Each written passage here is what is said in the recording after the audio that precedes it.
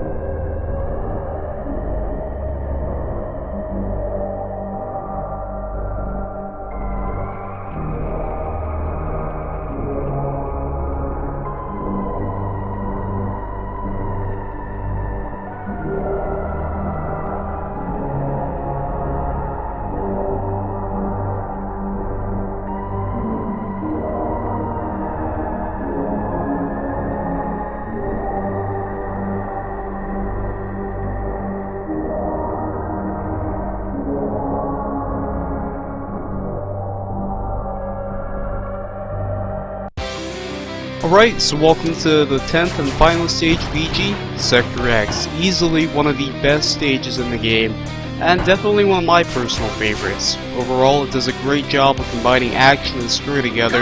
There's a lot of nice little details in the background, and really it's just a blast to play through. Just a good old time. Now, being the end game and the final sector, we really have nothing left to lose. There's no point in holding back, and as you can tell, we're going to be busting out every weapon imaginable, including the Velocitor. Make gratuitous use of that one for sure.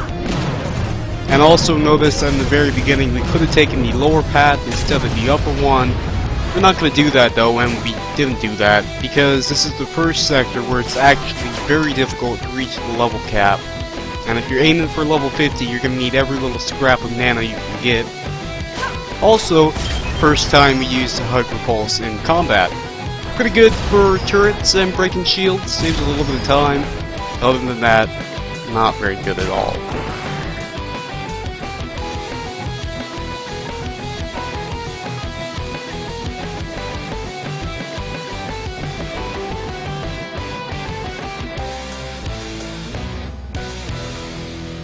EG, still certifiably insane.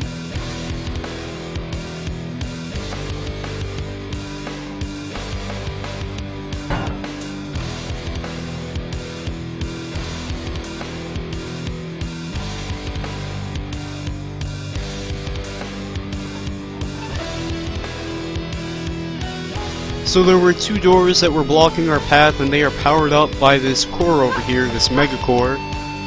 And what better way to destroy that than, of course, to bust out the Velocitor? Really, what better way is there? You gotta tell me, because I can't think of one. So beyond uncovering the 10th and final supercharge of the game, destroying the core also has the added bonus of allowing you to skip this half of the sector, which is actually really cool because you get past all the trivial stuff, and really this is the meat of the sector. I would say it makes up about 50% of it. And that's pretty cool. If you just want to go straight to the final boss, you can whip out your Velocitor, fire at the core, and you're good to go. It's that kind of flexibility that I love about this stage. Of course, if we want to grab the supercharge, we are going to have to unlock those doors, and I have to find the terminals for them. Bit of a pain in the ass, but not too bad. One cool thing to note about all the areas in Sector X is that they are named after the 3 AI characters in Deus Ex. I believe those are Icarus, Helios, and Deidus. Pretty cool. Heard it's a good game and apparently had a lot of influence on Egypt. And of course we are here to find the first terminal. It's not too hard to get to. I took the longer path, it's a little bit more safer. You can go a little faster if you crack this door right here, but it's a little difficult to do with the Annihilator and Trooper up there. You're most likely going to get spotted. But hey, with that done and taken care of, one down, one to go, right? And take note, there is a logbook right here on the right side of the core, very bottom, that tells you how to perform a nano reboot, which is the 4th hidden skill. You haven't used that since Sector 3, I believe. We're not reading that logbook. We're going to read this one.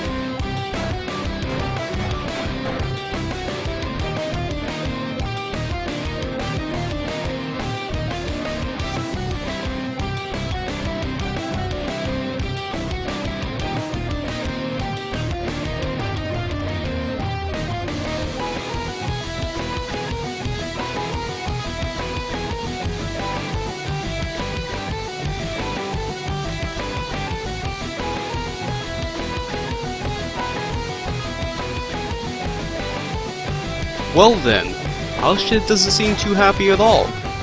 He's the embarrassment of the Imperial Army, the laughingstock of it. His squad won't even follow orders anymore. He's out for blood. Also, the nuke did a damn fine job right here. Destroyed all those enemies with Attack 10, and even got the Berserker down in the bottom. I was very impressed by it. Because typically I don't use the nuke in run-throughs, but figured I'd give it a shot here. Also, this logbook is not that important.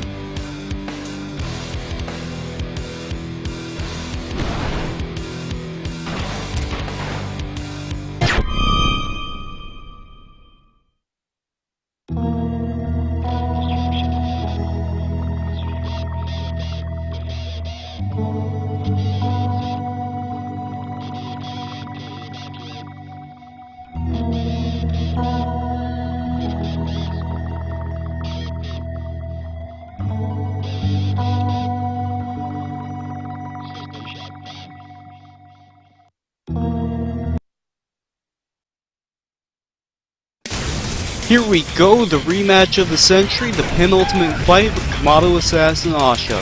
Easily one of the best in the game. It is a damn good fight. Much better than the one with Ios because it is fun. It's actually fun. And you want to know why? It's both challenging and fast. This fight is all about speed. Asha is so fast that he can dodge everything you throw at him. From nukes to velocitors, nothing can touch this guy save for 2 weapons. The shotgun and the buster gun. Asha seems to believe it's a sign of combat spirit and pride to take those bullets head on rather than dodge them, and therein lies his downfall. As you can tell, he's packing a couple new moves and they're pretty devastating. He's got the Mega Smash and Plasma Rage.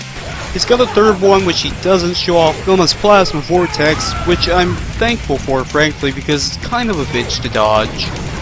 He's also got those Electro Mines which limit your movement. You can generally hop over those. And if you notice in the background, he's got some half-transparent images going on. And those can be legitimately distracting. Just remember, Asha is the only one that appears solid and you'll be alright. Other than that, haven't got much in the way of advice other than remember everything from the previous fight applies to this one since he's still got all his old moves. Adapt to the new attacks as best as you can, they're a little tricky. And don't use the buster gun at all because you will wipe the floor with Asha if you do and just remove everything that's fun from this fight. Oh, nighty night Asha. Don't come back.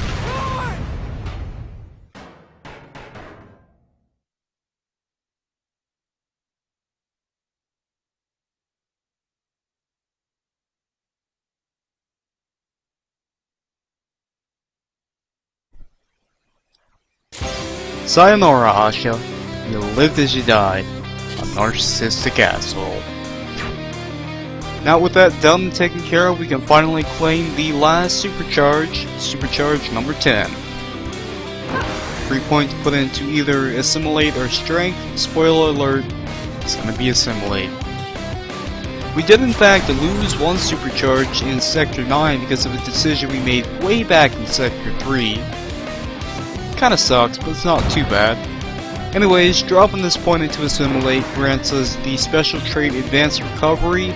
This is a pretty good one, especially for a pacifist run where you're probably going to be taking a lot of damage. But really good for any run overall. And not that I'll ever use it, but we're going to be putting the rest of our points to strength, because it's the thought that counts, right?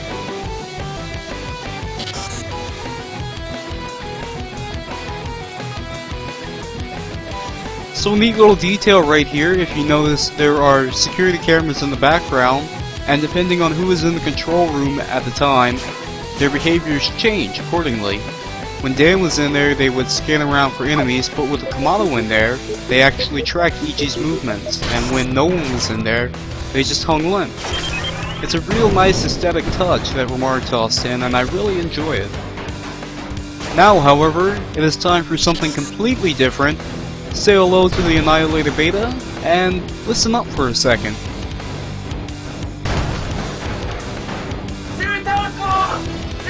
Yes, Suritako, an incident where an Annihilator went insane during battle and started murdering everybody regardless of who they were.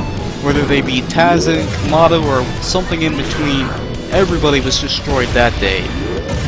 And it lives in infamy among the troops apparently. And wading through these berserkers and their shock splinters, not flinching in pain, pretty satisfying to be honest. Unfortunately, the only weapon we get to use as the Annihilator beta is of course the plasma cannon. Not a big deal though, it's just a fun little diversion with the added bonus of creating a nice little shortcut.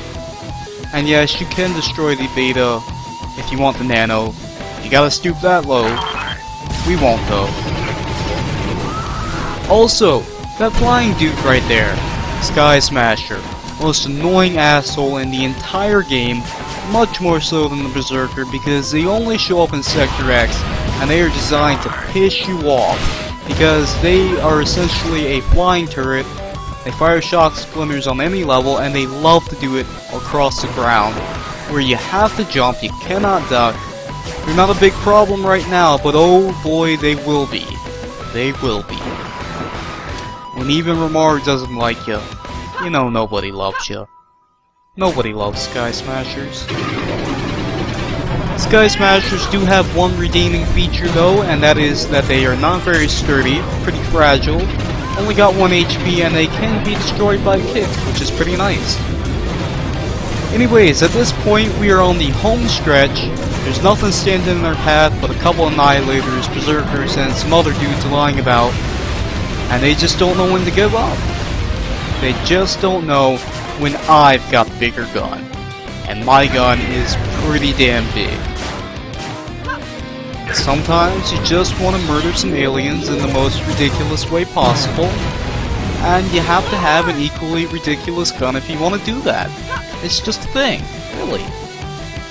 But seriously though, we've been saving up all this ammo for the Velocitor all the way till this point.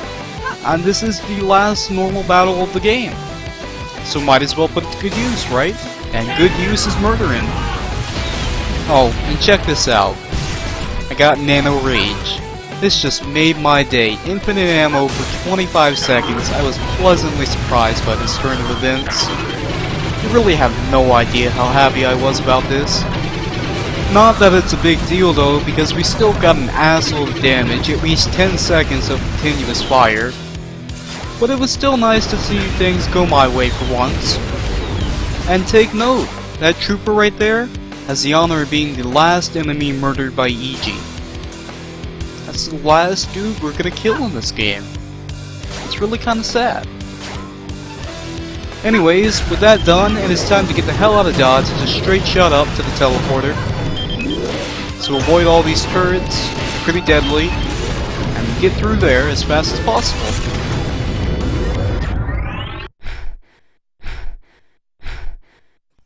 and into the calm of the storm we go.